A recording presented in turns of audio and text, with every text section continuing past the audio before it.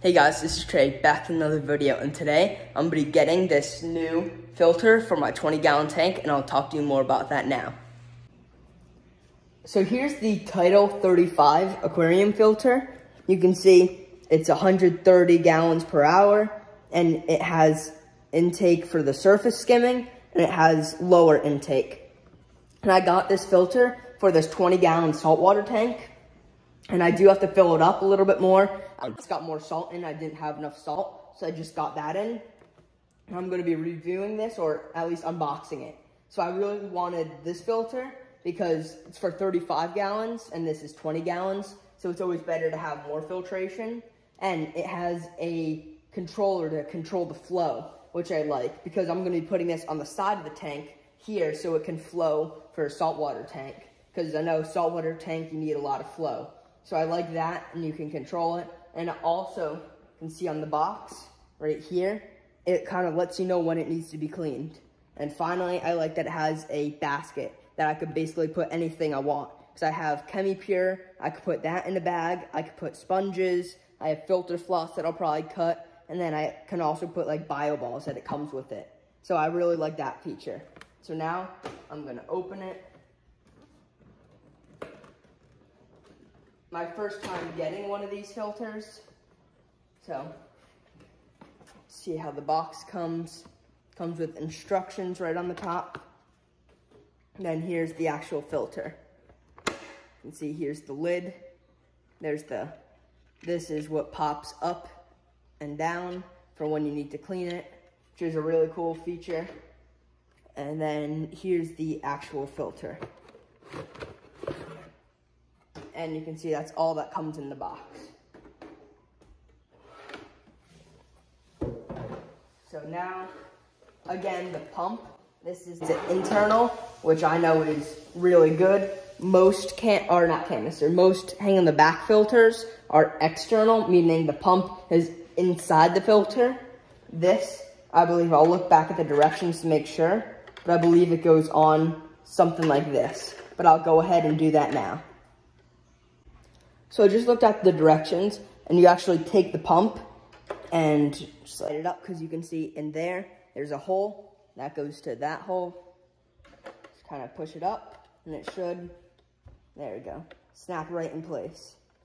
And then inside this filter basket, you can see there's a little filter pad, and then it also came with these bio pebbles. I forget what they're called, but I'm also probably going to be adding some bio balls and some filter floss, which I'll show you what to do with that now.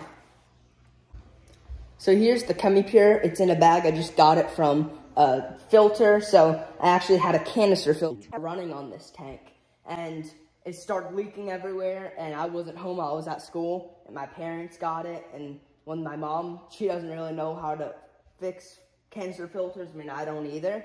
So when she pulled the filter out, it started pulling water from the intake from the tank, and it drained about 2 gallons onto our floor. So this was all on the ground, and it was crazy. But I'm gonna go ahead and rinse the pad in here, and then I'm also gonna rinse this and this off.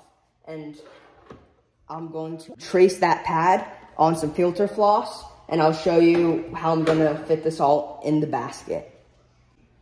So you can see this is the piece of filter floss. I just cut it out, and I have a huge roll of it, and all I did was I put this on this little square of it and just traced it, and put this on the bottom of the tray, just like it came.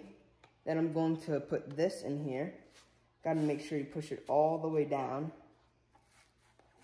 So now that's touching the bottom. You can see that I'm trying to have a good amount of mechanical filtration as long as biological. So now I'm going to take what it came with, or I'm actually going to put the ChemiPure in first, put some of that in, and then I'm going to put some of these. This provides mechanical or biological filtration now, which is also essential for tanks, because you want the mechanical, which is the filter pads and filter floss. Then you want the biological, which is these rocks and the ChemiPure. So now, just gonna put that right in here. And it's okay if this overhangs a bit, that might not get fully submerged with water, I'm going to go ahead and put the top on, and it should be ready to go into the tank.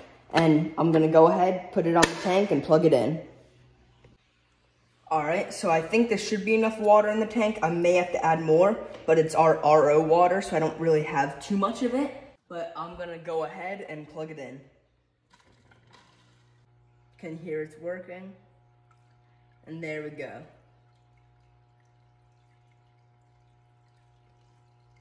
And then here's the control, so I can add flow, or I can cut it back so it's not as strong. But I want it as strong as I can get it, because again, this is a saltwater tank and I want a lot of flow in it. So I'm gonna continue to let this filter run and give you a review in a couple days to a week. So you can see, here's the filter, and it's been running for a couple weeks now, and I already have some stuff in the tank, which is pretty awesome, which you'll see in the upcoming videos, so make sure you're subscribed. But I really like the adjustable flow, because you can see the flow there, and then when I turn it down, there really isn't much flow. Kind of see the surface of the water. When I turn it back up, it creates a lot of flow, which I really like throughout the tank. I also like this little thing that kind of lets you know when you have to change the filters. It's been going again for a couple weeks now, and I haven't had to change it at all. You can see it's starting to grow some stuff on it, or get some stuff collected, which is a good sign and shows that the tank is pretty cycled. But overall, it's very quiet, and I think this filter is really good, especially for a saltwater tank, because it has that surface skimming, which is right there, and then some other skimming down there. But that's gonna be it for the video. Thank you for watching, and please subscribe.